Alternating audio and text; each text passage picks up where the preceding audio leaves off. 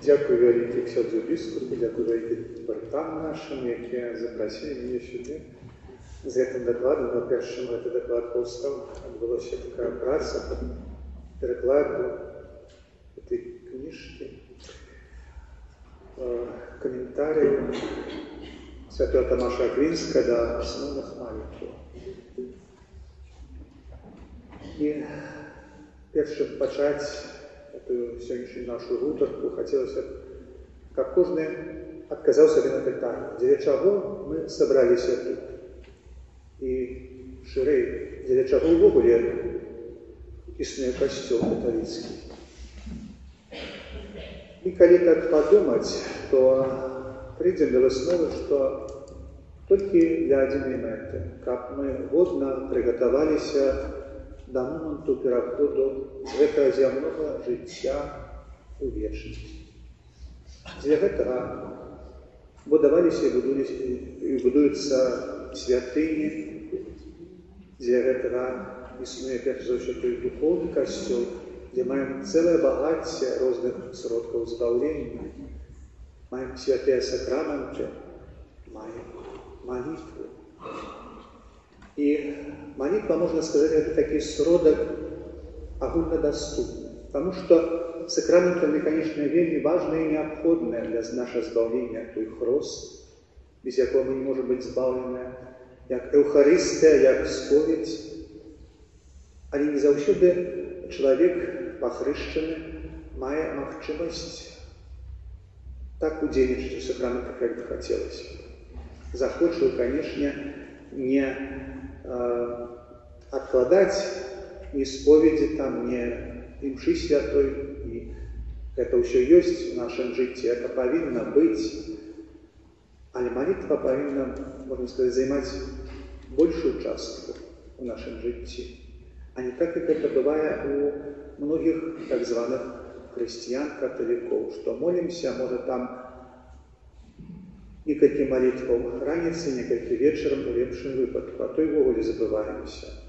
Это уже іншая тэма, не буду яе кранаць сёння, але думаецца, што тое, што будзе сказано, не толькі мной, што было сказано, і яшчэ будзе сказано наступнымі дакладчыкамі, это захвоціць нас да нейкага глыбейшага разумення сэнсу малітвы. І у тым ліку малітвы ружанцовы. Зараз перажываем ружанцовы месяц. И этот конгресс так само присвящен святому Ружанцу. Не забываемся про это. И памятаем, что молитвы святого Ружанца складаются с чего? Молитва панская, привитание анельское и дексология, хвала Отцу и Сыну и Духу Святому. И это все молитвы, коли так само удуматься, они так само глубоко библейные. Бо молитвы панской научил нас сам Пан Иисус, наш Збавца. Привитание ангельское – это слово анёла, звестуна Божьего, да, той, якая была выбрана быть матью утеловленного слова, Марии. Так само это привитание яе своячеве, Эльжбеты. Это слово не записано в Святом Луки. И из этих молитв складается наша устная молитва Ружанца. Але недостатково молиться устными, треба молиться так само сердцем, треба молиться духом, думками. Так само. И як ведаем, что добрая молитва Ружанцова, она повинна сопровождаться разважанием. Разважаем, что у тых таямницах Ружанца. Ничто іншае, як Святое Писание. Бо ўсе таямницы Ружанца, акрамя двух апошніх, узяты со Святого Писания. А две апошнія з'яўляюцца лагічным вынікам таго ўсяго, чым павінна скончыцца жыццё кожнага, хто прымае Хрыста, так як гэта зрабіла Панна Марія. Зноў-такі вяртаемся да той канчатковай мэты, нашего життя, для чего мы живем, для чего мы избираемся и на молитву, и на наше поглибление духовного уровня. И вот те таємниці святого Ружанця ми можемо у стрещеному вигляді знайти у символі віри. Что такое символ веры? Символ увогуле, коли кто не ведает, а кто ведает, припомним, это что? Это походит с грецкого слова «симвало». Знову злучаю разом. Так називалися раніше такі способи отаясамить вероятность посланца, коли хтось мав одну частку предмета, іншу, скажем, перстенок чи щось інше, і коли передає некую звестку про посланца, дає йому эту частку одну, коли звучается, у адресат звучает две частки, и они супадают, значит, это посланец вероятный. И символ веры означает вероятность того послания, якое нам пересылает сам Пан Бог. И при нашем хросте мы читаем апостольский символ веры, який называется так тому, что у им визначені основні артикули християнської віри, яка походить від часов самих апостолів. І зауважим, що ця віра так само опирається на Святому Писанні. І вже коли приходимо до Ружанця, то об чим ми розважаємо? Об утіловленні Божого Сина, об справе избавления, яко доконал про свои покуты и крыжовую смерть. Разважаем так само и о хвалебном воскресении, перемозе над смертью, об унебошествии, об кончатковых речах, які чекають чоловіка, розважаючи опошні таємниці, унебовзяття і укоронування Найсвятейшей Марії Панни. И, можно сказать, все эти таємниці, они завираются у символе веры. Там такая добрая порада, коли мы молимся Ружанцем, часто мы починаем его навіть з символа веры. Не завжди это робиться, але коли мы прочитаем символ веры, это допоможе нам усвідомити, що ми розважаємо. Той же самый символ веры, але больше так не конкретно раскладываючи по особных таємницях, как нам было легче так уникнуть у сутность того, у что мы верим. Таким чином, молитва Ружанцова, она глубока и библейская, и теологичная. Разважает теж справу. Чему учит нас символ веры? Разважаем их, повторяючи цудовные слова, взятые со Святого Писания. Комментарий до этих написал святый Томаш Аквинский. Мы ведаем з попереднього докладу, вельми шмат молився.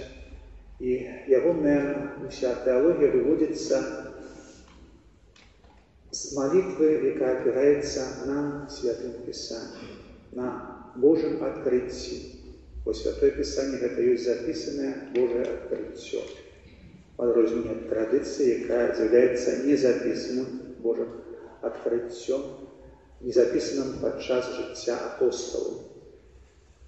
Але тим не менше вона з'являється так само в кормниці нашої віри.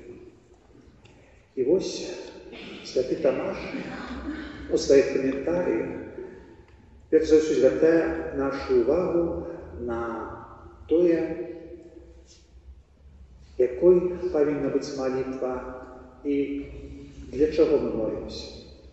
Він називає тройное добро молитвы, бо молитва – это лекарство супроть зла. Это так само користує у тим, як ми отримали все, що нам потрібно. Это вельми важный момент, потому что можна сустрэць часамі такіх, можа, прадстаўнікоў нейкіх рухаў, якія кажуць, што малітва просьба, яна такая недасканалая, што толькі малітва праслаўлення, яна самая лепшая, самая ўзнёслая. Але гэта крышку перасування акцэнтаў і крышку, можна сказаць, делікатна кажучы, не зусім так, таму што сам Пан Езус вучыць нас прасіць. Прасіце, а будзе вам дадзена. Таму малітва просьбы, яна ніколі не будзе дрэннай, калі мы просім правільныя рэчы, аб гэтым крышку пазней. І такой малітвай просьбай з'яўляецца малітва «Ойча наш». І вось таксама яшчэ адна карысць малітвы – это тое, што мы становімся бліжэй да Бога. Бо малітва – гэта, як ведаем з катэхізіса, узнясенне душы да Бога. Трэба зазначыць таксама, што святы Тамаш Аквінскі не то, што сядзеў і пісаў гэтыя каментарі. Гэтыя каментарі – нішто іншае, як ягоныя рэкалекцыі, які ён праводзіў за год да сваёй смерці. Рэкалекцыі велікапосныя. А трывалі яны ад нядзелі Шестидесятніцы да самой Пасхі. І ўключалі не толькі гэтыя малітвы, каментарі да іх, а таксама і каментарі да 10 заповедзяў. І звяртаўся ён, канечне, не да тэолагаў, а для звычайных людзей, звычайных хрысціян. І таму яны напісаны простай мовай. Іх запісывалі, хто удзельнічаў у рэкалекцыях, яго вучні, запісывалі, каб потым можна было іх перадаць далей. І сёння, праз стагоддзі, гэтыя каментарі для нас далей з'яўляюцца актуальнымі, таму што яны вучаць нас зрабіць нашу малітву больш дзейснай, больш шчырай, больш глыбокай, больш біблійнай і тэалагічнай. І ў каментарі да «Ойча наш», звяртаючыся да сваіх слухачоў, святы Тамаш называе рысы, якімі павінна адзначацца добрая малітва. Па-першае, яна павінна быць упэўненай, па-другое, правільная, па-трэцяе, упарадкаваная, па-пятае, набожная, і па-чацвёртае, набожная, пятае, пакорная. Што такое упэўненае? Упэўненае, у ёй не павінна быць сумненняў, таму што гэтую малітву маецца на ўвазе «Ойча наш» склаў сам уцелаўлёны Бог. Ён ведае, аб чым мы павінны маліцца, і што тая малітва, напэўна, будзе выслухана. І таму мы не павінны сумнявацца, што наша малітва не будзе выслухана. Чаму яна бывае не выслухана, аб этом трошку пазней. Яна павінна быць правільна. Мы павінны прасіць аб неабходных дабротах.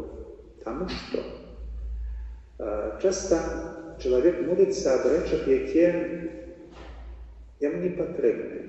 Не абавязкова бываюць дрэнныя, бо аб дрэнных рэчах маліцца – это любы зразумее, што это нешта неправільна.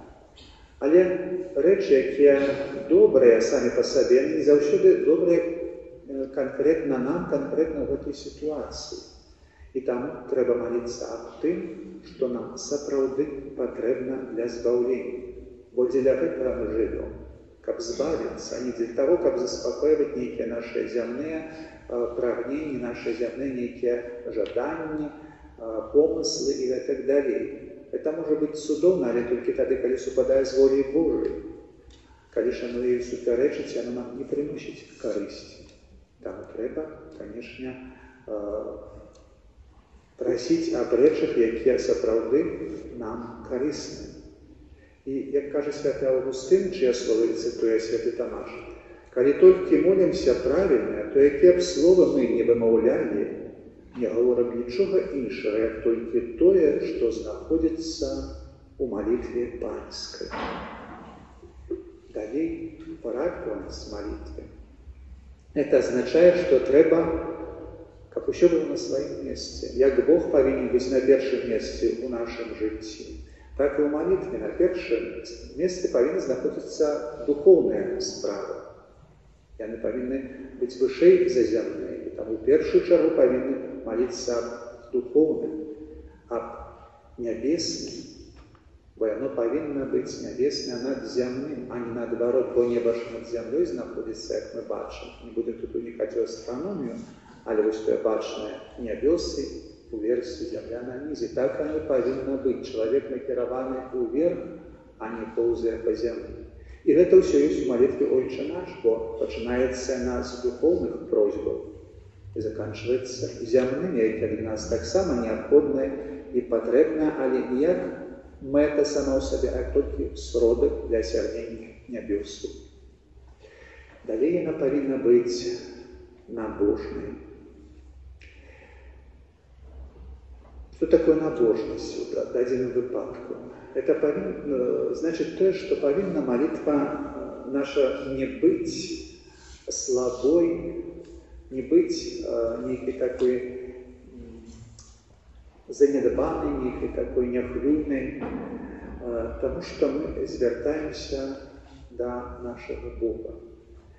Яна павінна вынікаць з любові, а калі чалавек штосьці альбо кагосьці любіць, ён усё зробіць, каб да гэтага прадмету сваёй любові наблізіцца, каб быць блізка яго.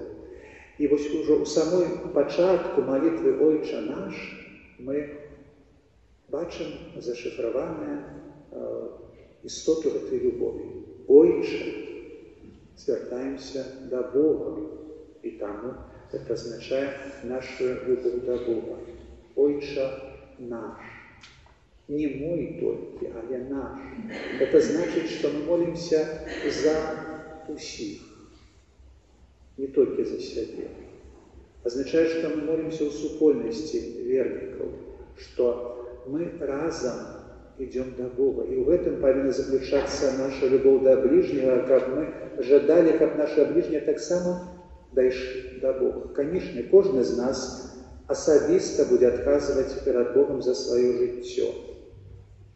І не схаваемся за іншых, калі хтосьці памірае, скажем, у групе праведнікаў, святых, это не азначае, што іх святасць аўтаматычна на яго перайдзе, і неяк ён разам з імі неяк так пад шумок увойдзе ў тыя нябёсы. Кожны будзе за сябе адказваць.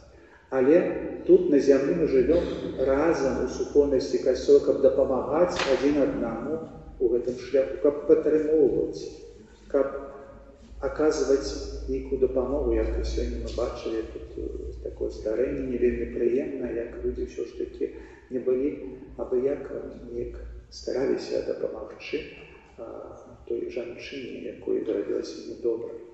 Памолімся, конечно, за яе, каб Бог дапамог ёй у яе стане, каб яна таксама была блізкай Богу у сваім цярпенні. І пакора малітвы, яна асноўваецца на тым, што мы нічога не прыпісваем самім сабе і разумеем, што ўсё залежыць ад усемагутнасці Божай, бо Бог усё можа. І Ён хоча, каб мы былі збаўлены. Ён хоча, каб здзейснілася яго воля. Некаторыя наракаюць, чаго ты павінен волю Божую выконваць. А вельмі проста чаму. Таму што Божая воля – это нішто іншае, як наше збаўленне. І святы Тамаш гаворыць у каментарі да малітвы «Ойче наш» аб тым, што Бог хоча для нас трох рэчаў, каб мы асягнулі вечнае жыццё, каб мы таксама выконвалі ягоныя запаведзі, якія з'яўляюцца нічым іншым, як такой праграмай нашага жыцця. Можна сказаць, ужо сучаснай мовай кажучы, гэта такая інструкцыя, якая прылагаецца да чалавека, як ён павінен функцыянаваць у жыцці, каб не паламацца, каб ягонае жыццё было плённым. І гэтую інструкцыю трэба выконваць. І дае той, хто нас стварыў, які лепш ведае, што для нас карысна, што дрэнна. І таму, выконваючы запаведзі, мы гэтым самым сабе дапамагаем, нават калі нам гэта не вельмі падабаецца. Ну і яшчэ адна рэч, якой Бог прагне, каб мы атрымалі зноў тую годнасць і той стан, які страцілі першыя людзі ў раі. І гэтая годнасць і стан будуць не толькі тыя самыя, якія былі у першых людзей, але будуць яшчэ больш дасканалыя. І вось такая воля Божа. І хто супраць такой волі можа штосьці сказаць? Трэба толькі пра гэта ведаць. Таму мы молімся, будь воля твая, молимся о том, как мы дошли до неба.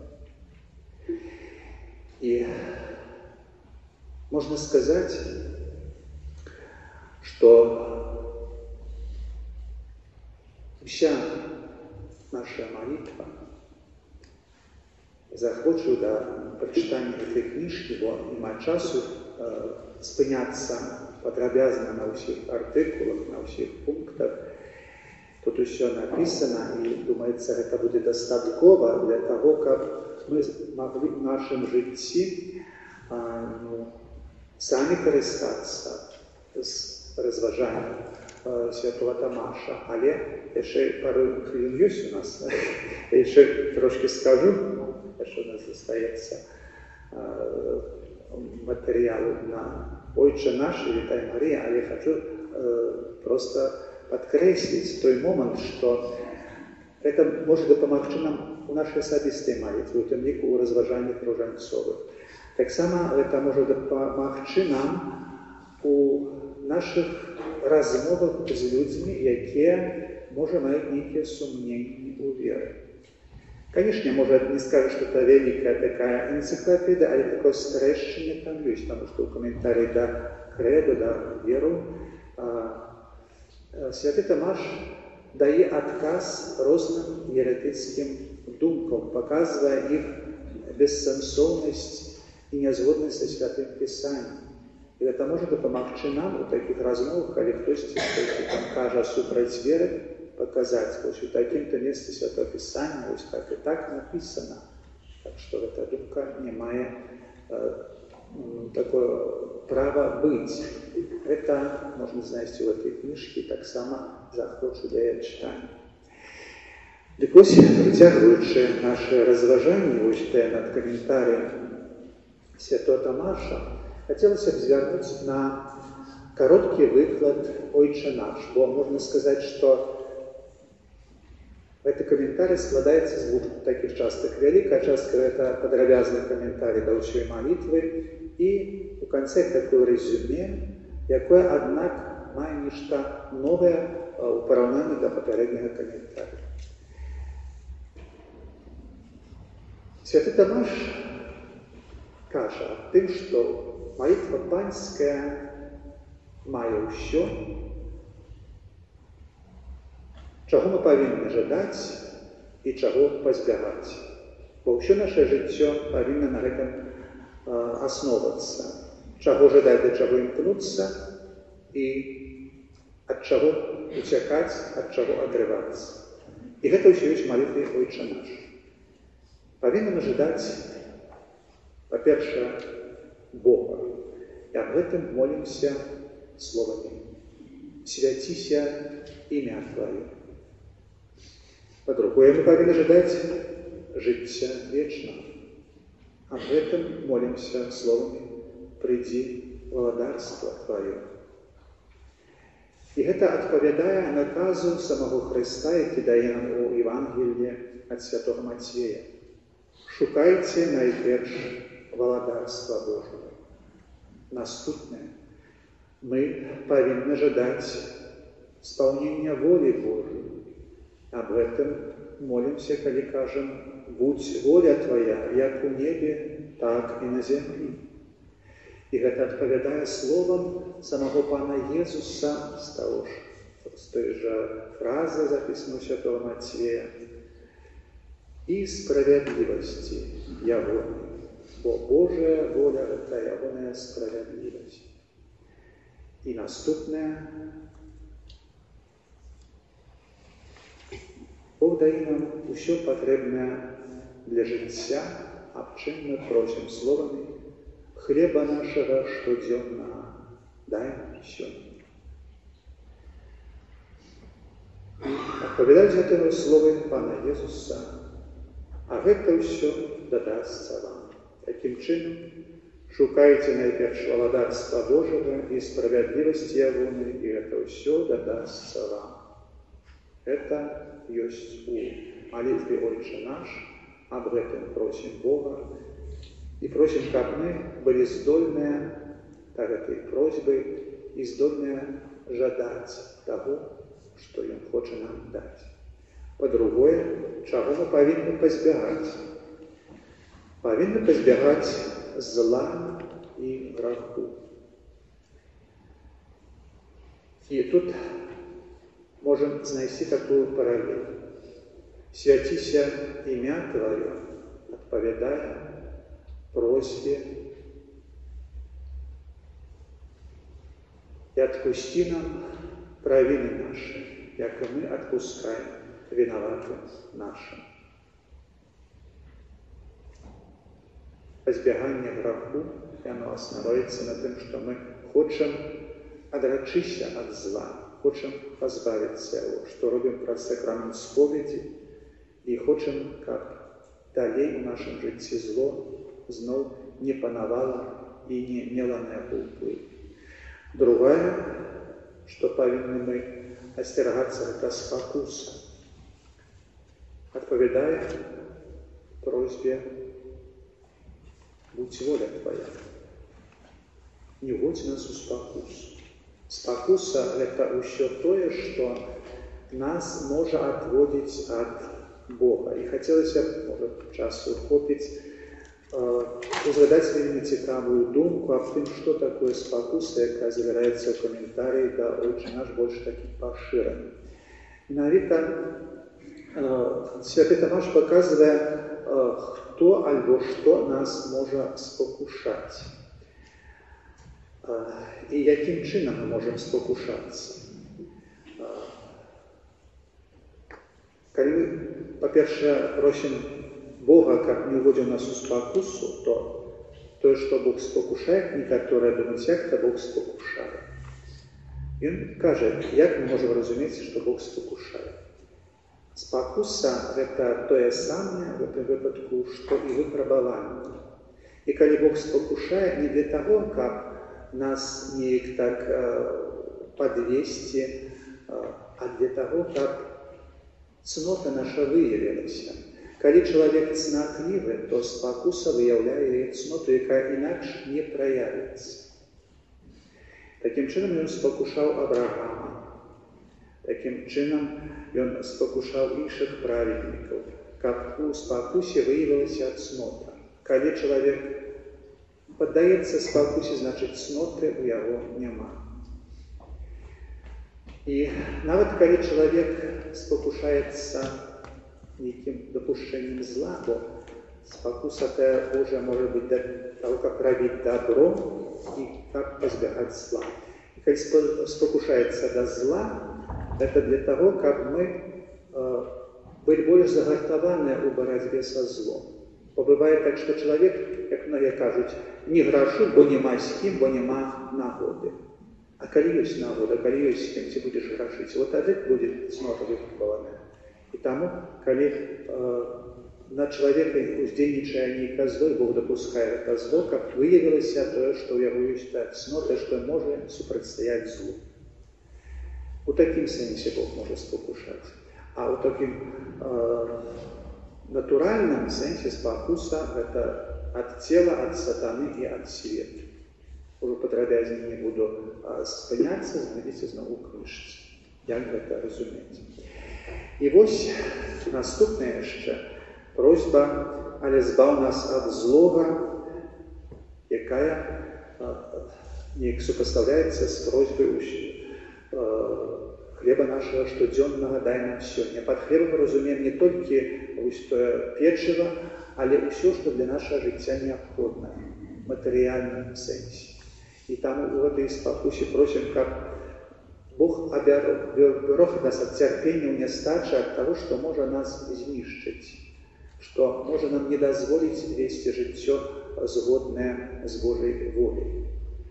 І ўсё гэта завяраецца, зноў-такі паўтаруся ў той фразе: шукайце найперш валадарства Божага і справядлівасці ягонай, і гэта ўсё дадасца вам. Святы Тамаш таксама, і хацелася пра гэта таксама паспець сказаць, разумее, што чалавек павінен мець нейкую мэту ў жыцці. І каментуючы сімвал веры, ён, каб заахвоціць нас да больш такой набожнай і пэўнай малітвы, апісвае стан будучага ўваскрашэння, якімі будуць праведнікі, якімі будуць грэшнікі. Такім чынам, праведнікаў будуць характарызаваць прамяністасць, яснасць, а грэшнікаў, асуджаных, змрочнасць. Праведнікі будуць вольныя ад нейкага цяжару, лёгкія.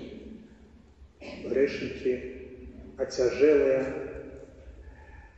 праведнікі будуць здольныя хутка перамяшчацца з месца на месца. Грэшнікі будуць як бы у путах. І таксама там будзе у праведнікаў поўная падпарадкаванасць цела, перамененага цела духу. У грэшнікаў жа усё будзе як бы зматэрыялізавана.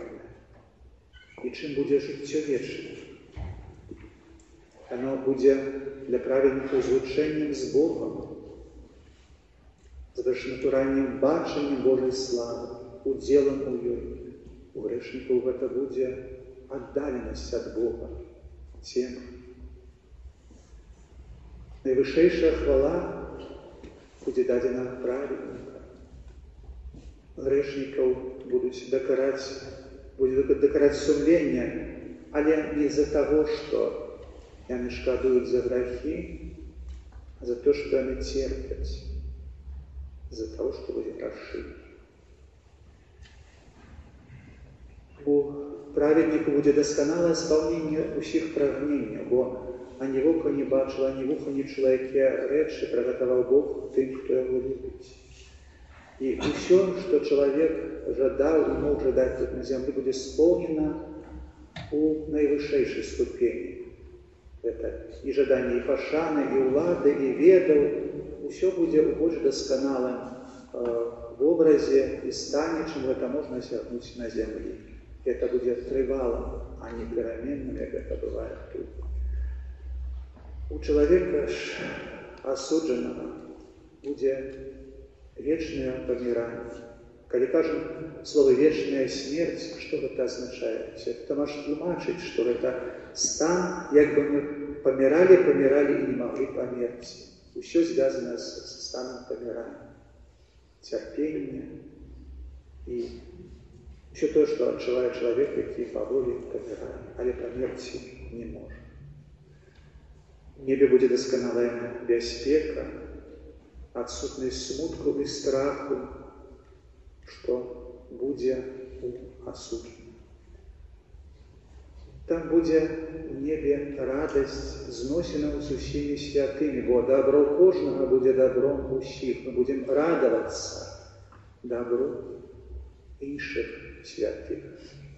Успрымаць яго як сваё ўласнае, чаго нам так не хапае на зямлі, бо зайздрасць яна зжырае людзей і забірае ўсе сілы, якія б маглі б накіраваць на нешта добрае, але зайздрасць яна нішчыць чалавека.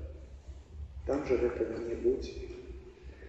І вось такае захвочванне, якое і нам сёння карысна памятаць, калі мы молімся малітвамі, якія уключаны ў святы ружанец. Уже зусім мало часу застаецца, каб пару слоў сказаць пра малітву «Вітай, Марія». Это ёсць тая малітва праслаўлення нейкая, таму што мы праслаўляем тую, у якой увасабілася ўсё лепшае, што стварыў Бог.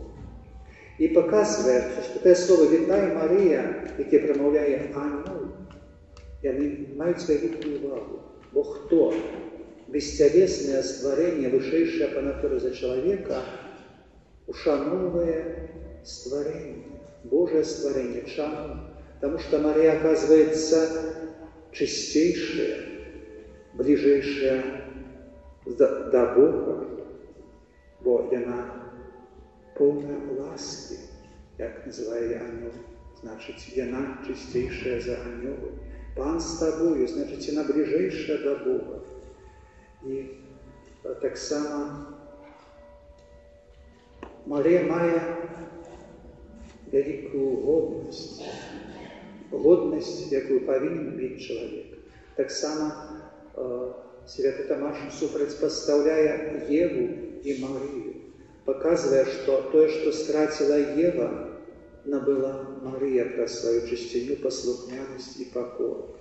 Што Ева шукала тое, што абяцаў ёй злы дух, і не знайшла нічога, акрамя таго, што знаходзіць кожны грэшнік у плёне свайго граху. Але Марыя у плодзе ўломня свайго знайшла ўсё, што можа прагнуць чалавек і што знаходзіць кожны з нас у плодзе ўломня Марыі, у Езусе Хрысце. І спажываючы гэты плод у святой імшы, мы атрымоўваем усё тое. Такім чынам, малітва ружанцова падводзіць нас да святой імшы, дапамагае нам годна прыняць плод уломня Марыі, уцелаўлёнае слова, прыняць, і як Марыя разважаць у сваім сэрцы гэтае слово, насіць іх у сабе і даваць іншым, як Марыя дала свайго сына ўсім нам.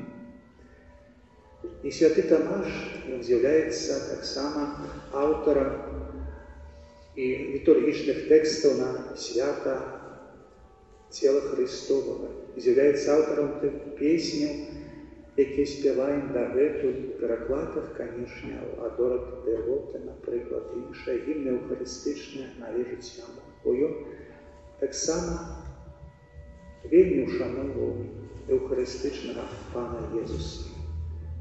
І як знакаміты выбітны тэолог разумеў, што Эўхарыстыя – гэта крыніца і асяродак нашага жыцця. Але гэта ўжо іншая тэма. Дзякуй.